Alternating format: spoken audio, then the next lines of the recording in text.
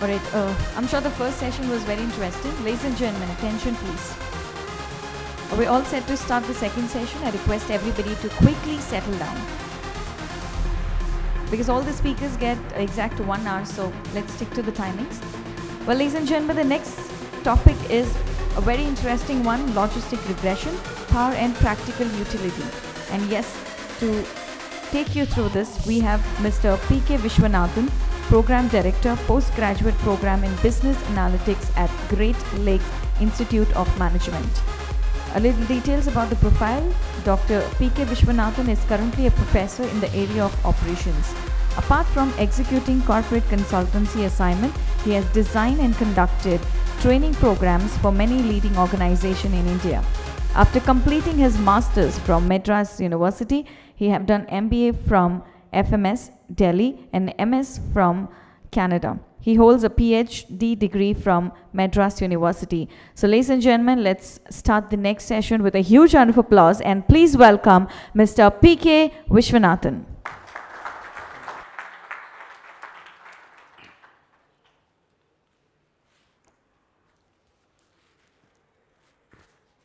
Is it audible? Everybody can hear? Good morning to all of you. I will optimize the time that is given to me and try to do something in the most productive manner possible. I have chosen this topic for discussion for the simple reason that logistic regression is very widely used in the world of analytics. Credit risk, default, predictions, buyer, non-buyer predictions in marketing, mailing strategy as a technique. It has got tremendous popularity, and there are reasons for that.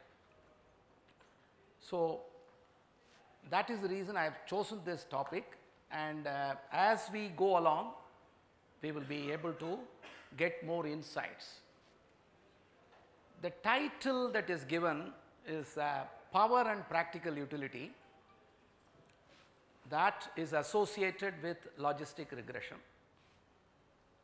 Let me cover some basics. Maybe some of you are already familiar, but some basics, and which I have prepared in the form of few slides. And I have not made the slides in different colors because I am not an expert in preparing, but I always believe from the readability angle, the white background with the black font is easy. So I have chosen that. I hope you don't mind. But some of you here can make excellent PPT. I think Krishna Mohan is here. He is a veteran in one of the capstone projects which I attended in our program. He is an authority in the PPT side also, other than analytics, but I have just chosen this. Now everybody knows, when you come to predictive analytics, the outcome is of two forms, nature. One is I am predicting a target variable which is continuous variable, such as I am predicting demand so many units. So it is a continuous variable, and that demand depends on a number of input variables which we call it as independent variables. So if the left hand side y is a function of x, y is continuous, x is continuous, we are using a regression, multiple linear regression, everybody is familiar. Now the left hand side is a group variable or a categorical variable, binary type 0, 1, I need to predict. For example, a defaulter, somebody is a defaulter or not a defaulter, somebody is a buyer of the product or not buyer of the product, somebody will be loyal to the company, not loyal to the company. So the outcome is a dichotomy and a 0, 1 type.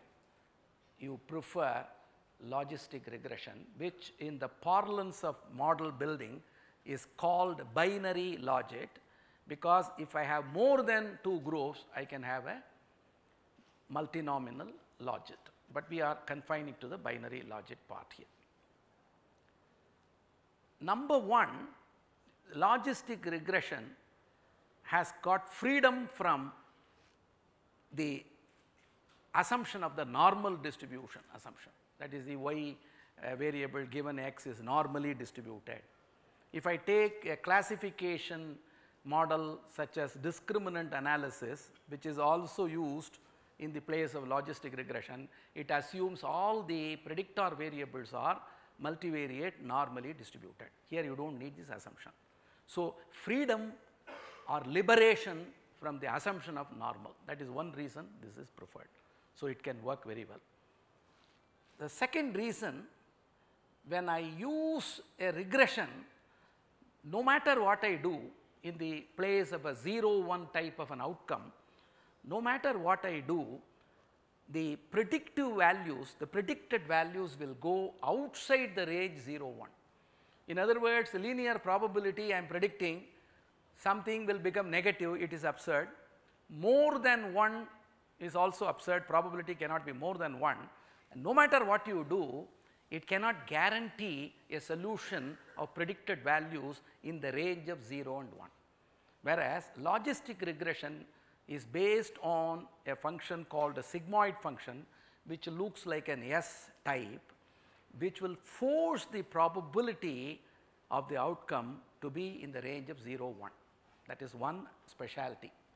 Let us look at some examples where we see banking. If you see, what is the likelihood that someone will default on a loan or not? Marketing example, what is the likelihood of someone responding to a mail campaign?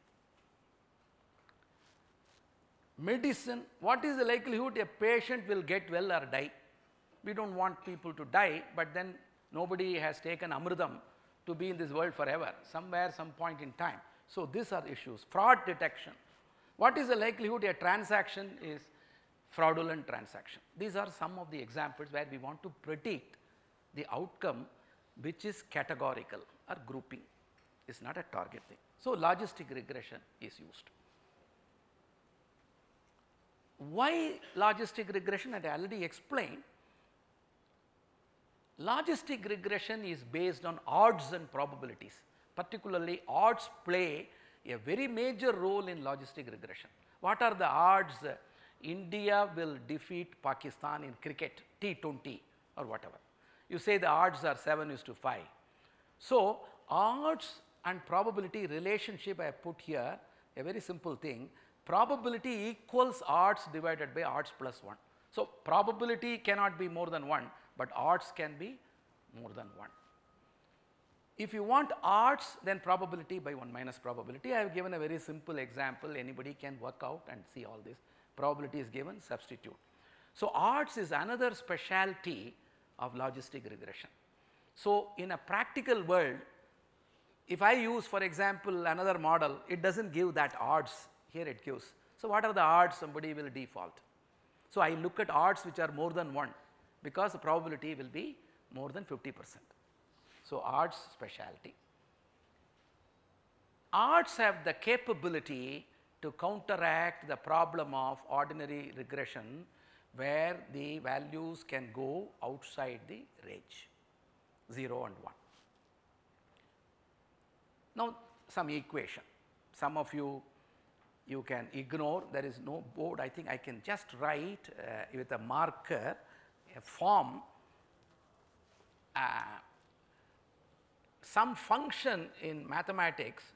If we write like this, e raised to the power x by 1 plus e raised to the power x, if there is only one variable. This form, when I have a graphical representation, it may look like this. So, it will force the probability between 0 and 1, because the numerator is smaller than the denominator. When you take a range, this will happen. Okay?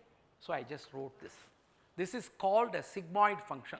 Some books write this as 1 divided by 1 plus e raised to the power minus x. You know a simple mathematics, you transform it to the other side, you will get this. This y is replaced by probability. When you have got more than one variable, See, statistics is such a subject when somebody you cannot convince, you can confuse them. Some expression, some thetas, all that. You can put that and then somebody will be really, somebody may say, hey, he's very good. They may think like that. So we put some equations here. B0 plus B1x1, B2x2, this is a k variables, you put this. The advantage of logistic regression is it is predicting probability and odds. So if I convert this to p divided by 1 minus p and take a logarithm, this logarithm on the left hand side y, if you treat it as y, equals b0 plus b1x1 plus b2x2, it becomes a multiple linear regression. The log of the odds is related to a linear form of all independent variables which you can think of. This is log of the odds. Now, the estimation procedure for logistic regression is not least square, which is we are using it in regression model. Here it is based on a maximum likelihood method. Least square is also called incidentally ordinary least square, OLS. Why it is ordinary, I have been thinking. When the assumption of normality of the residuals are violated and the longer tail of the residuals and outliers present in the data, OLS will collapse. That is why they say it is ordinary least square, otherwise they would have called it as extraordinary least square. They are only saying ordinary least square. So, this is the approach. This log likelihood, these parameters are estimated by a method maximum likelihood. We will leave it to the computer software, convergence rules and all that. If it is a small sample, we can use